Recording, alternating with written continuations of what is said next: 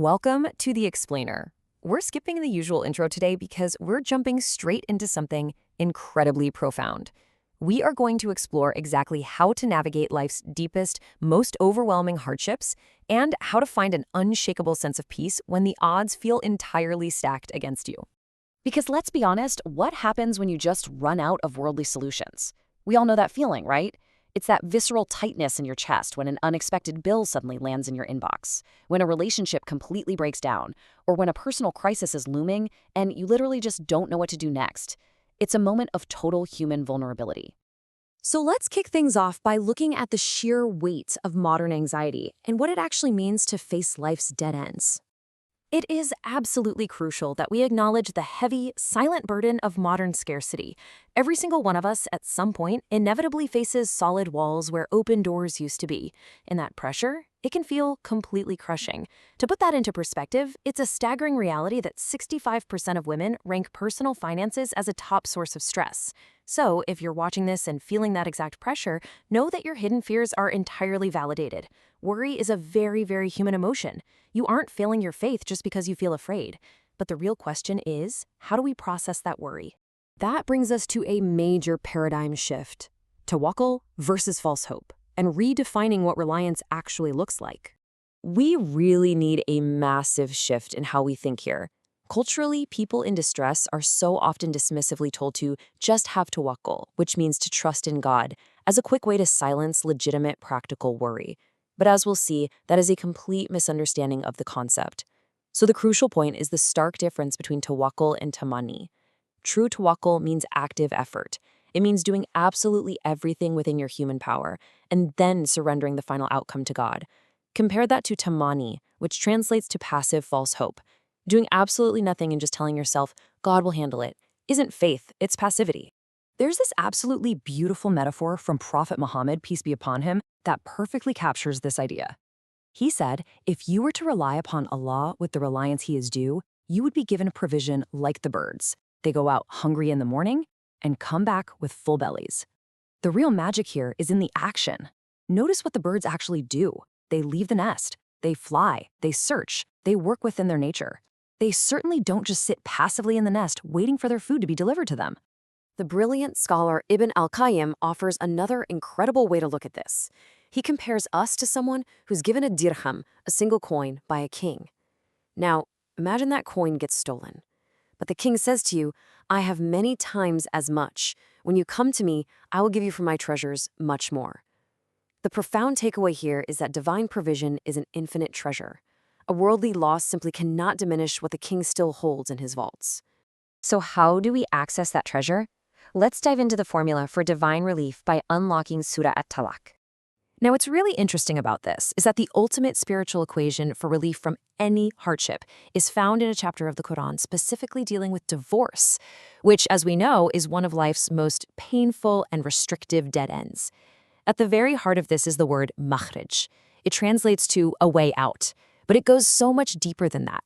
It specifically means a divine exit personally created where literally no door previously existed. When you are staring at a solid brick wall in your life, the concept of makhraj promises that an exit can be carved out just for you. So, how exactly do you unlock that hidden door? Well, here is the divine formula, the taqwa solution equation. It all starts with taqwa, which is God consciousness, essentially doing what is right. The sources show us that if you maintain this, it directly guarantees the next step, a makhraj, a way out, which then unlocks risk, meaning unexpected provision from sources you couldn't possibly calculate or see coming. And ultimately, it results in yusr, or total ease. It's a remarkably structured, beautifully logical sequence. All right, let's pivot to overcoming financial fear, specifically by diagnosing the root of our worries. We really need to focus on diagnosing your own internal monologue right now, looking closely at how this divine formula cures deep-seated, paralyzing financial anxiety. As we go through these three distinct types of financial anxiety, see if you recognize yourself here. First, there's scarcity, that dreadful feeling that there's never enough. The Islamic antidote? Knowing your provision is already decreed. Your job is just to be the bird that leaves the nest.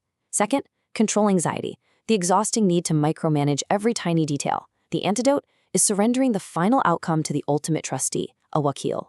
And third, shame or guilt, feeling like caring about money is somehow bad. The antidote to that?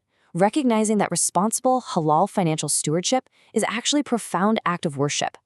And this brilliantly illustrates a vital boundary we need to set. We're comparing healthy concern with financial anxiety. Healthy concern is action-oriented. It makes you move, and it resolves relatively quickly once you make a plan. Financial anxiety, on the other hand, is completely paralyzing, compulsive, and avoidant. Healthy concern makes you sit down and look at your budget. Anxiety makes you terrified to even open your banking app on your phone. Let's look at some daily habits for trust, rewiring our minds from a state of scarcity to a state of abundance. It's time to bring these high-level spiritual concepts right back down to earth with practical steps you can implement today. Here are 4 daily mindset shifts that will actively rewire your brain. Step 1. Set your niyyah, your intention, before any financial decision, framing it as fulfilling a trust. Step 2. Practice shukr, or gratitude. State specific things you're grateful for before even looking at your bills. It recalibrates your nervous system. Step 3. Take specific action to actively break the fear loop. And step 4. Give sadaqah, charity, even a tiny amount. Giving literally rewires your brain from a state of terror and hoarding to a state of abundance and stewardship. The absolute foundational truth we want you to take away from this is that true tawakkul produces more action, not less. Trusting God does not mean you stop your financial planning or cancel your monthly review. Actually, it's the exact opposite. Because you handed the ultimate heavy worry over to the Creator, that paralyzing emotional overload completely disappears. You are finally free to actually get to work. Remember, anxiety absolutely thrives in the gap of inaction. To truly live out this faith, you have to replace those anxiety loops with real-world action. And that looks like checking off simple, direct tasks. Open that specific savings account, send that necessary email you've been dreading, schedule a monthly financial review, seek out permissible financial knowledge. Ticking off these practical boxes is exactly how we manifest our trust in the real world.